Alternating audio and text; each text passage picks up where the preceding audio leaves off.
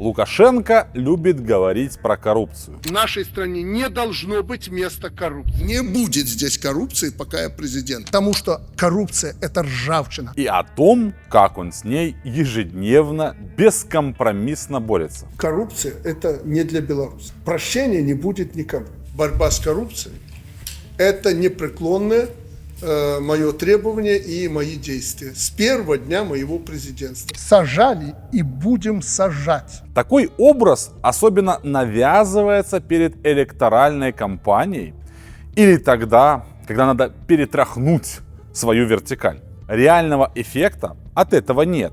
Да, находятся несколько коррупционеров, показательно об этом рапортуют. А дальше, как правило, эти люди выходят по амнистии через пару лет и занимают разные незначительные должности в системе вертикали Лукашенко. То есть цель всего этого не реальная борьба, а показуха. В первом фильме про БелАЗ мы кратко рассказали вам историю огромного предприятия, а также познакомили вас с основными действующими лицами. Кулуев, Чиж и, конечно же, президентский спортивный клуб, который бессменно возглавляет Дмитрий Лукашенко. Напомним и, так сказать, закрепим. Для продажи всего, что производится БелАЗом, в 2007 году был придуман торговый дом БелАЗ. Абсурд ситуации заключается в том, что по сути вы не можете купить ничего напрямую у предприятия БелАЗ. Не можете, и все тут. Вам обязательно предложат обратиться в торговый дом. Суть в чем? Представьте, что вы решили купить мешок картошки на рынке. Но продавец говорит вам, что продавать картошку, которая лежит вот тут, прямо на прилавке, он не может. И предлагает вам поехать в специализированный магазин. Естественно, цена там значительно отличается от изначальной. Ведь сам магазин покупает эту картошку со склада. В чем логика? Это ведь неудобно. Да, это, конечно же, неудобно. Но это позволяет звеньям цепи зарабатывать. В рыночной экономике при здоровой конкуренции представить такие вот акробатические этюды сложно. Ведь это в первую очередь нелогично. Но в лукашенковской экономике это норма. Оно делает самостоятельное предприятие, которое может создавать что-то и продавать это тому, кому оно хочет, и за столько, за сколько оно это хочет. Но фактически это предприятие кормушка для тех, кто управляет всеми процессами в стране. Ведь когда частник создает такую вот схему, государством это называлось необоснованный посредник. Но это частник. Когда речь заходит о семье, это считается вполне нормальным. О ней мы, кстати, тоже сегодня поговорим. А пока что, как вы помните, в самом конце первого фильма мы сказали о человеке, который проходил стажировку при Кулуеве и чью важность, значимость не понял Юрий Чиж. БелАЗу вновь приготовиться. Белпол продолжает.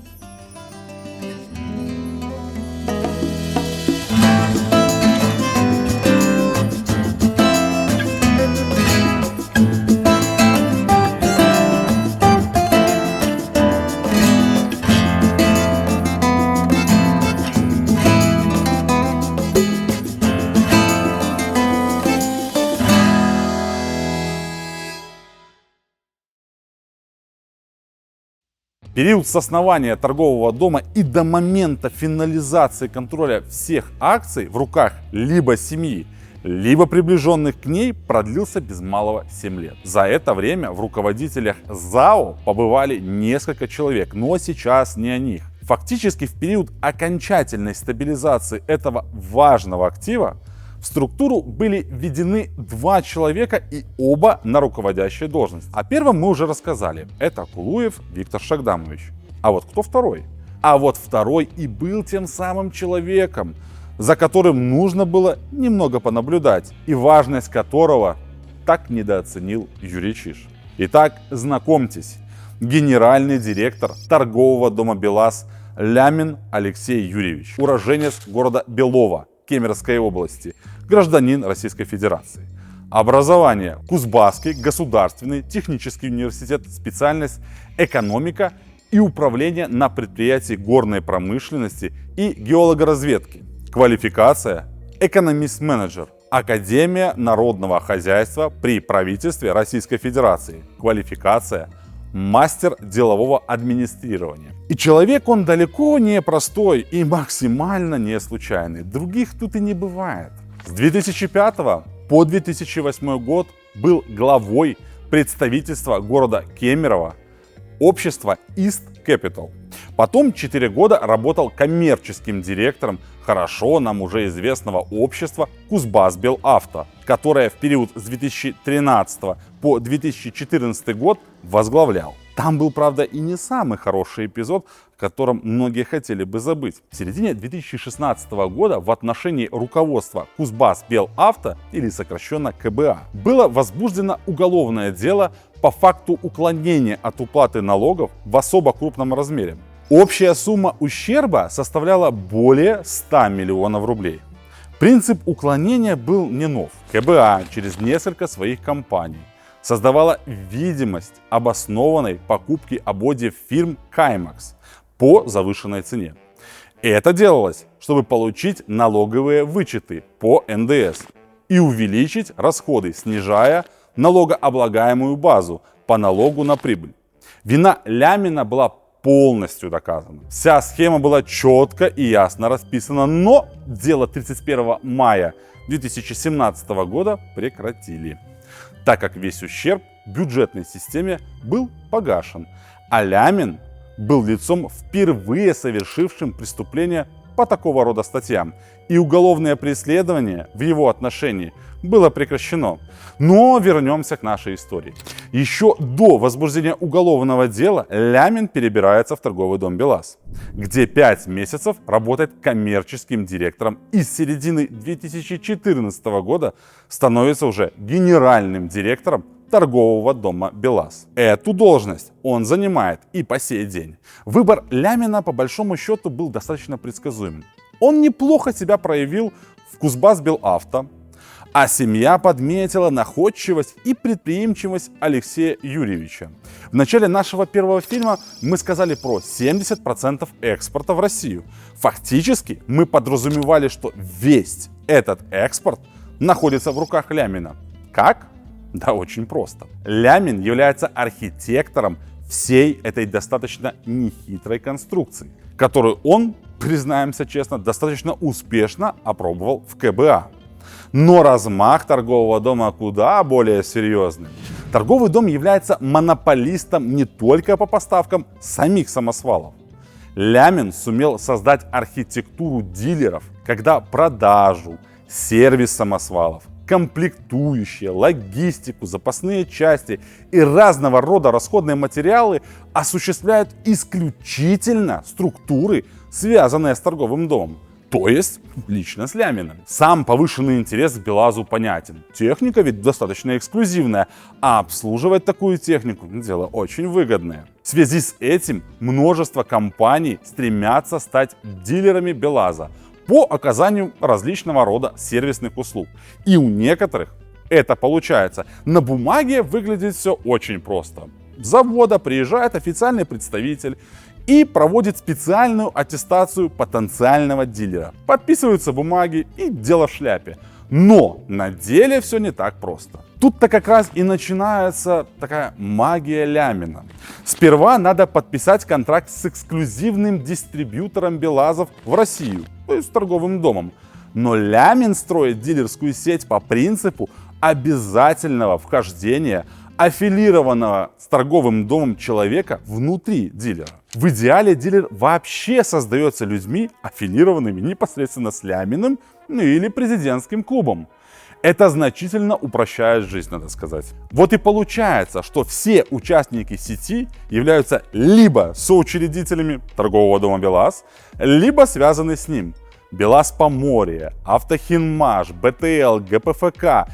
Можно продолжать этот список очень долго, потому что компаний действительно очень много. Причина для такого рода действий проста и понятна. Это деньги. Стоимость карьерного самосвала БелАЗ находится в диапазоне от 2 до порой 7 миллионов долларов США. Но это если не ты контролируешь весь рынок. И за твоей спиной не стоит сын диктатора Республики Беларусь. При таких вот раскладах стартовая цена может быть и меньше, но тогда и прибыль по цепочке будет больше. В Россию поставлено не менее 20 тысяч единиц такой техники. Техника эксплуатируется, ломается, и ей нужен ремонт. Нужны расходники, нужны детали. Все это деньги, которые зарабатывает торговый дом и все его ручные дилеры. И от этого только небольшая часть попадает конкретно головному предприятию, то есть БелАЗу. Фактически Лямин на официальном уровне, так сказать, с разрешения, подмял под себя весь дилерский бизнес, связанный с БелАЗом. Ну, как подмял? Он выполнил то, зачем его пригласили в торговый дом. Без покровительства так не развернуться. Это исключено.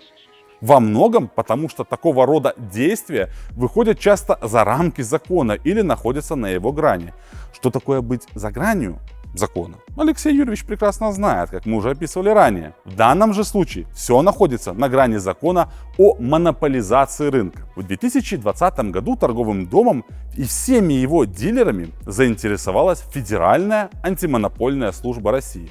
Но решить вопрос смогли достаточно простым способом, который в очередной раз показывает силу закона в России. Закрытое акционерное общество «Торговый дом БелАЗ» банально поменяли на акционерное общество «Торговый дом БелАЗ». Другими словами, просто сменили форму собственности. Список акционеров, величину их портфелей никто не менял. У БелАЗ Холдинг 55%, у президентского спортивного клуба 45% акций. Вот такой фокус. И все нарушения ЗАО списаны в архив. И все. Пока БелАЗ Холдинг живет на государственных дотациях, кредитах, пользуется особым порядком списания убытков при регулярном снижении чистой прибыли до смехотворных для такого предприятия 30 миллионов рублей, как было в 2020 году. Численность работников неустанно уменьшается, а оставшиеся работники предприятия получают достаточно скромные зарплаты. Президентский спортивный клуб, например, в 2021 году получает только дополнительных дивидендов по части нераспределенной прибыли торгового дома в размере 239 миллионов российских рублей. За 2022 год дважды 303 миллиона российских рублей и 258 миллионов российских рублей. Первый раз в июне 2023, как выплату за 2022. А в сентябре за нераспределенную прибыль по итогам прошлых лет. Мы указываем сумму, так сказать, чистыми, после уплаты налогов. А налоги платятся, естественно, в России, потому что сам торговый дом зарегистрирован в России. В государственный бюджет Республики Беларусь не идет ни копейки. Так при этом президентский спортивный клуб еще умудряется получать так называемую спонсорскую помощь от торгового дома на 13 миллионов рублей, то на 25 миллионов рублей. Но что из себя представляет эта дилерская сеть через призму персоны исключительно Лямина? Итак, генеральный директор торгового дома БелАЗ Алексей Юрьевич Лямин владеет долей в Б24 Майнинг, в обществе Русбелсоюз в размере 50%. Как вы помните, в первом фильме мы уже говорили про эту компанию. Общество Русбелсоюз. Напомним, что оставшиеся 50% находятся в пользовании у Кулуева Виктора Шагдамовича. Но в схеме не только Алексей Юрьевич. В данном случае действует семейный подряд. Ровно как и у Кулуева, так сказать. Доли в обществе Горно-транспортная компания «Дальний Восток» в размере 5%. В обществе Б24 Инновация в размере 57,5% владеет супруга Алексея Юрьевича Лямина Лилия Владимировна.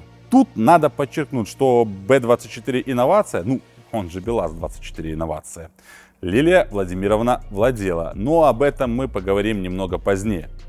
Как вы помните, Кулуев ушел с должности председателя Совета директоров торгового дома в 2018 году. Семья полностью убедилась в надежности Лямина, и в 2019 году контракт с ним был продлен по ходатайству БелАЗ Холдинг. Но что еще связывает Лямина и семью Лукашенко? Ну, например, Дмитрий Лукашенко направлял письмо в МИД Республики Беларусь с рекомендацией Лямина для назначения на должность почетного консула Республики Беларусь в Кемеровскую область, Красноярский край, Республика Хакасия и Республику Саха.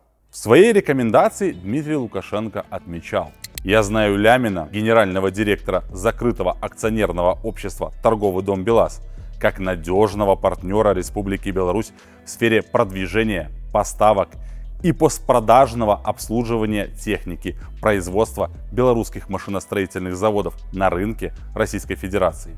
Являясь убежденным сторонником и активным пропагандистом здорового образа жизни, Лямин на протяжении многих лет активно поддерживает проводимые в Беларуси спортивные мероприятия, в том числе посредством оказания прямой спонсорской помощи детско-юношеским спортивным организациям.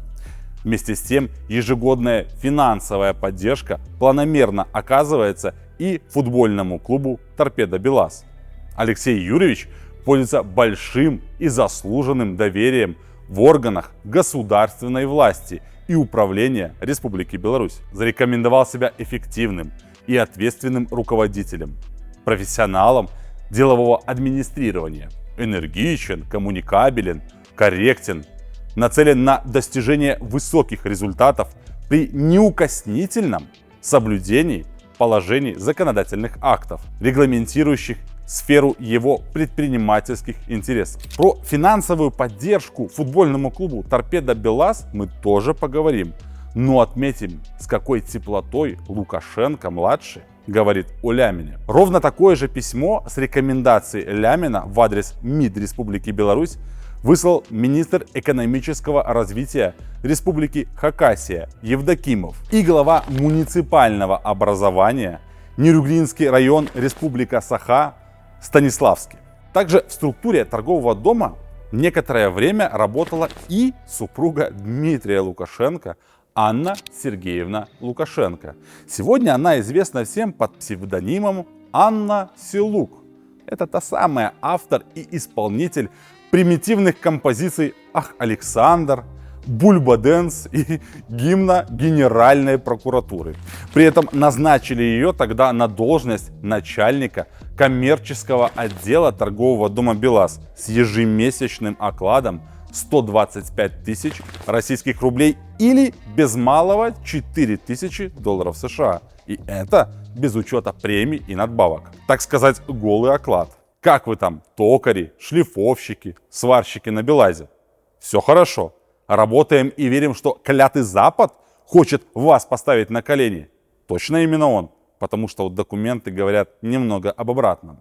Но есть еще один кое-какой интересный факт. Летом 2023 года практику в торговом доме БелАЗ проходила студентка второго курса бакалавриата направления юриспруденция факультета МГУ имени Ломоносова, некто Лукашенко Анастасия Дмитриевна, о чем подписан договор между МГУ и торговым домом БелАЗ. Этой же Анастасии Дмитриевне некто Кулуев в сентябре 2020 года оплачивал дистанционный курс изучения английского языка в МГИМО. Но она, естественно, не некто, а дочка Дмитрия Лукашенко и Анны Лукашенко-Силук. Так что связь с семьей у Лямина сильная, многоуровневая. И еще одна ремарка. Для понимания, вся чета Лукашенко застрахована именно торговым домом БелАЗ. Так что все связи, все отсылки далеко не случайны и выстраиваются в одну большую систему. Да и сам Алексей Юрьевич является очень интересной личностью, а главное, весьма состоятельной, при том, что официальная заработная плата Лямина в 2020 году составляла всего-то 442 тысячи рублей в месяц. Но, естественно, к 2024 году эта цифра увеличилась практически вдвое. Сколько топ-менеджер получает в год? Посчитать, по большому счету, несложно. Сейчас эта цифра находится в пределах 9 миллионов рублей в год. И это только в торговом доме. И речь идет только о зарплате. А если добавить к ней получаемые дивиденды, сумма-то начинает преображаться. Как, например, за 2018 год в качестве дивидендов Ляминым было получено 26 миллионов рублей от общества B24 Mining. За 2019 год от них же Алексей Юрьевич получил чуть более 89 миллионов рублей.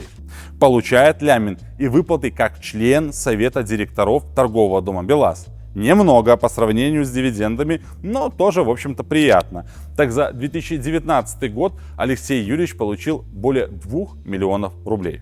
Суммы серьезные. А если к этому добавить активы супруги, то получается и вовсе внушительная сумма для одной семьи и фактически за счет предприятия, принадлежащего белорусам. От того же общества ГТК Лямина получила в 2019-2020 году порядка 18 миллионов рублей. И хотим заметить, мы просто указали одно получение средств госпожой Ляминой.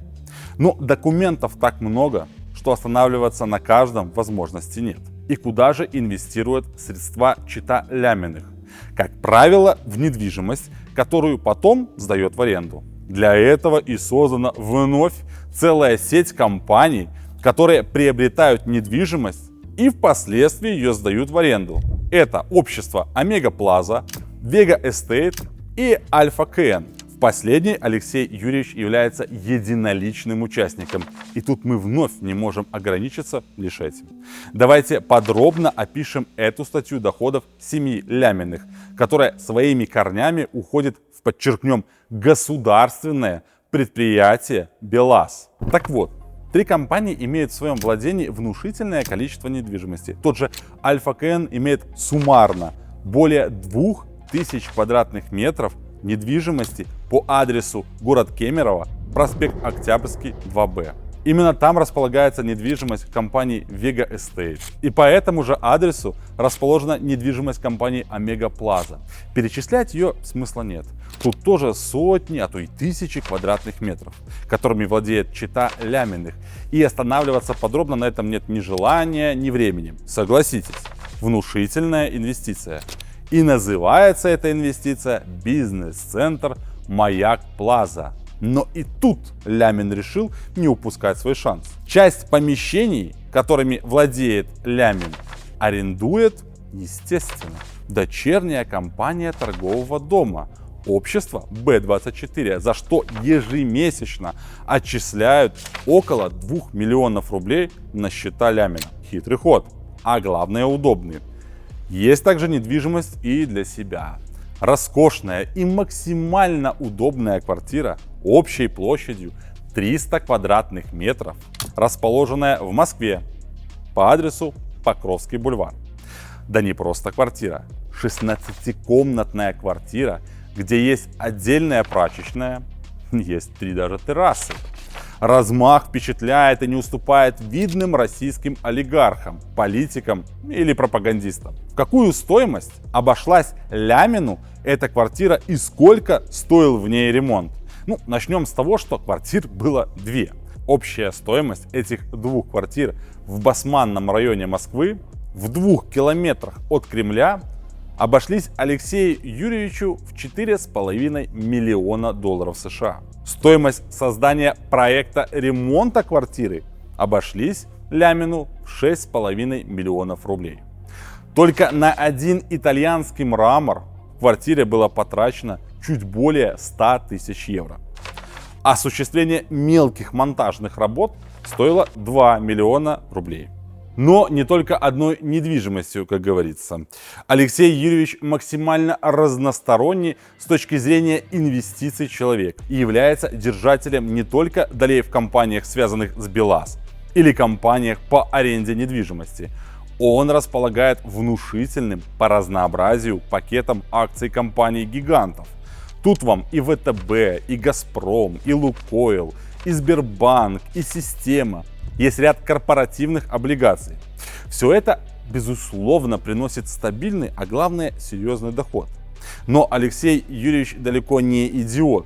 И вкладываться лишь в местные компании он почему-то не хочет. И вот поэтому Лямин является держателем хоть и мизерного количества, но все-таки акций таких гигантов, как Amazon, Facebook, Microsoft, Tesla, Citibank. И все это заработано якобы честным трудом и во благо предприятия Республики Беларусь.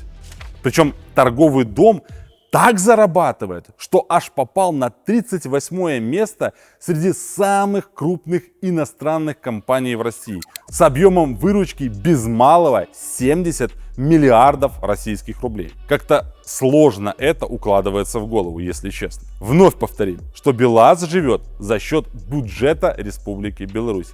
Еле-еле сводит концы с концами. А его дочернее предприятие, так сказать, живет на широкую ногу. Но получается, что все это достаточно просто объяснить. Техника, запасные части, расходные материалы закупаются дешевле, чем в конечном итоге они перепродаются. Звучит очень просто. И на деле все получается именно так. Если никаких сдерживающих факторов не имеется, зато имеется отлично выстроенная схема при тотальной зависимости от одного рынка сбыта, при котором белорусский завод получает с продаж техники значительно меньше, чем мог бы, если бы это делал самостоятельно. К примеру, холдинг продает деталь, самосвал, расходные материалы, неважно. На каждую категорию идет свой исключительный процент наценки для торгового дома. Повторим, что эта опция касается только торгового дома. Далее, торговый дом перепродает купленное фактически самому себе, но на бумаге своему дилеру. Итак, первое. Лямин и торговый дом делают запрос в адрес БелАЗ Холдинг о необходимости срочной отгрузки в адрес компании Павлик 10 штук самосвалов. Далее между торговым домом и холдингом заключается договор по продаже самосвала. Стоимость одного самосвала составляет 87 миллионов российских рублей. Далее уже торговый дом в лице Лямина заключает со своим дилером, обществом СКМ, договор о продаже одного самосвала по стоимости уже не 87 миллионов рублей, а 112 миллионов рублей. Сам дилер, то есть СКМ, продает в адрес компании Павлик этот же самосвал, но уже за 132 миллиона рублей за штуку.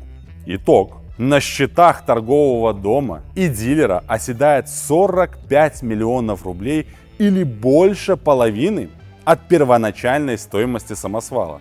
И это с одной единицы техники. Конкретно с этого контракта у них осядет 450 миллионов российских рублей.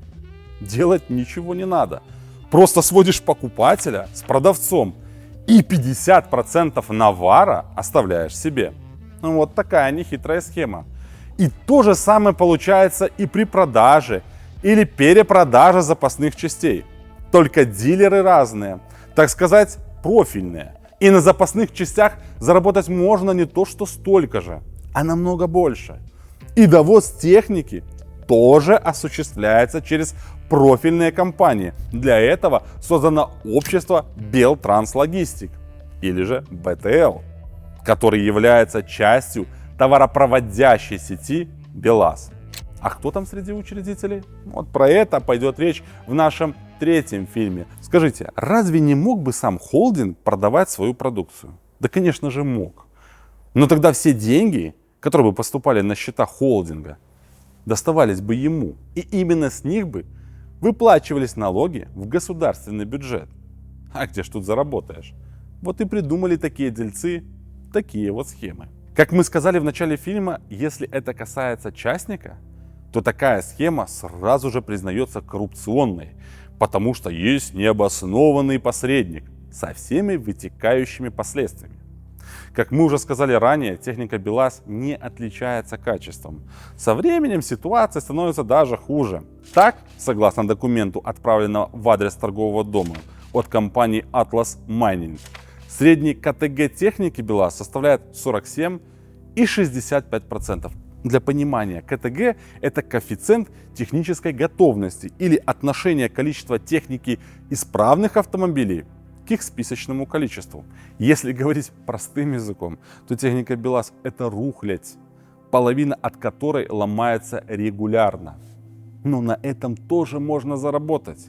Нет, ну конечно же можно было модернизировать производство в Жодино, поставить лучшее оборудование, пригласить или обучить новых специалистов. Но кому это нужно? Им? Им и без этого, как вы понимаете, живется прекрасно. Вам? Им на вас плевать. Ровно как и на государство. Они выкачивают из него все до последнего пенни.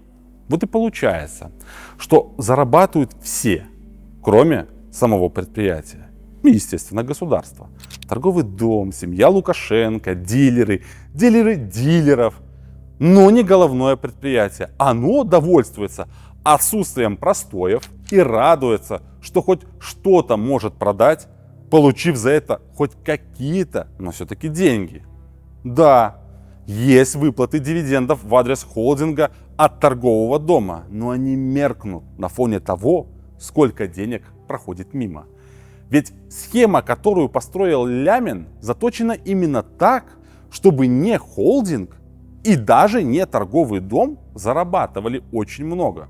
И именно по этой причине среди учредителей дилеров нет тех, кто прямо связан с холдингом.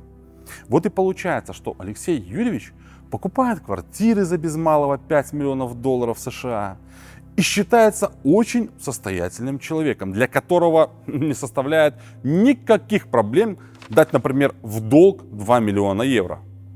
Можете ли вы себе такое позволить? Может ли себе это позволить какой-то среднестатистический работник БелАЗ? Ну, конечно же, нет. Но, как мы уже сказали, Лямин далеко не идиот. И не только потому, что он инвестирует в акции компаний загнивающего Запада. Нет, он не идиот, потому что он осведомлен, с кем имеет дело в принципе. И тут нам на руку сыграло наличие в структуре торгового дома службы безопасности. Мы оставим за скобками, как служба проверяет своих же работников и партнеров. Фактически, служба безопасности шпионит за ними. В авторитарных и сплошь коррумпированных странах такое далеко не редкость. А информация собирается как из открытых источников, так и из закрытых. После ухода Кулуева в торговый дом решила приехать какая-то диковинная структура из Беларуси для проверки. Название ее тоже русскому уху не знакомо. ОАЦ. И в связи с этим начальник службы безопасности и подчиняющийся исключительно генеральному директору Драфанюк Андрей Геннадьевич, как человек в этом деле более компетентный, предоставил Лямину подробную справку о том, кто же есть на самом деле ОАЦ и зачем эта служба едет в торговый дом. Итак, Драфанюк докладывал, что оперативно-аналитический центр ОАЦ под контролем старшего сына Лукашенко играет ключевую роль в защите информации и интернета Беларуси. Регулирует лотерейный бизнес, а также выполняет 3 важнейшие функции. Экономическая – поддержка бизнесов семьи, контроль теневой бухгалтерии и финансовых потоков. Политическая – выявление слабых мест среди чиновников и бизнесменов, которые могут угрожать режиму. Техническая – слежка за интернет-активностью, включая контроль переписки и мониторинг пользователей. Спецслужба семьи. Не знаю, более точного описания ОАЦ дать сложно. Да и, наверное, не нужно. Потому что все-таки есть. Из песни, как говорится, слов не выбросишь.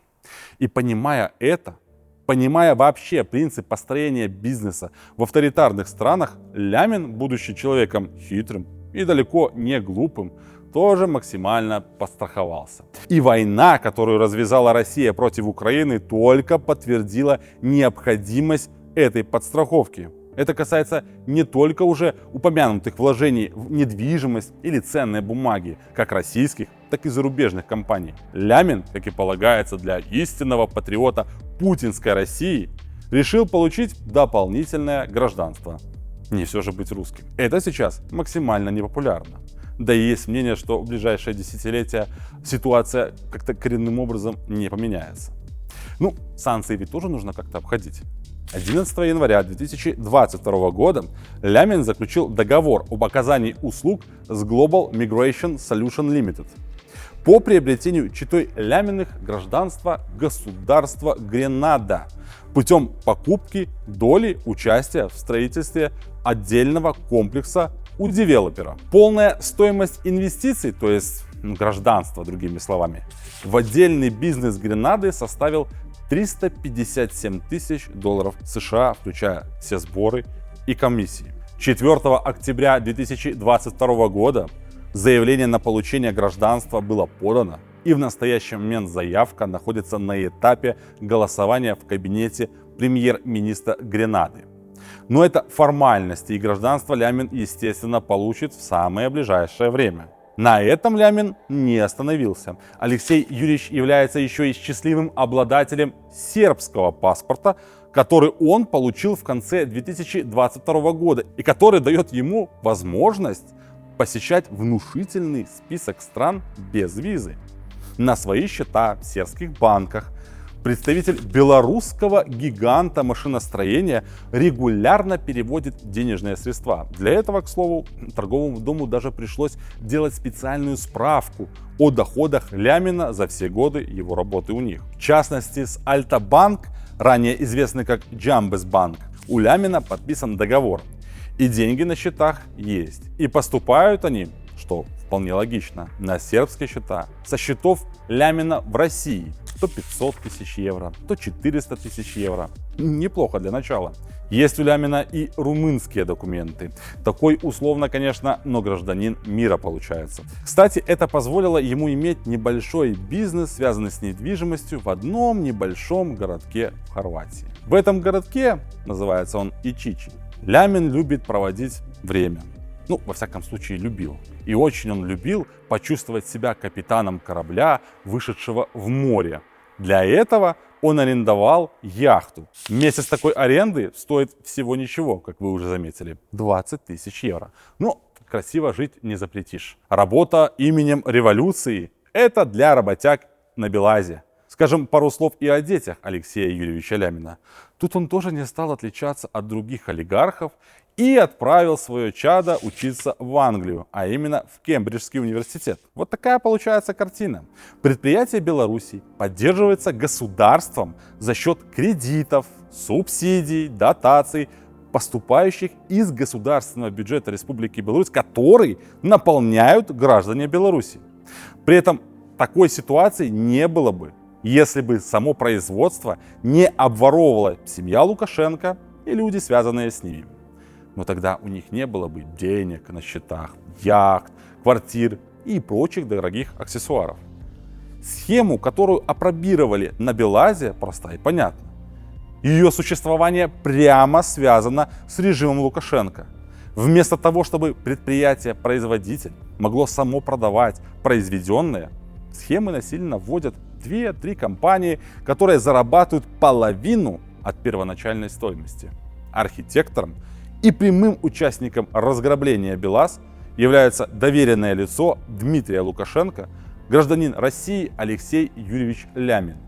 Но это не финал нашей истории. Следующий фильм продолжит рассказ о схемах и логично дополнит сказанное ранее. БелАЗу приготовиться. Мы продолжаем.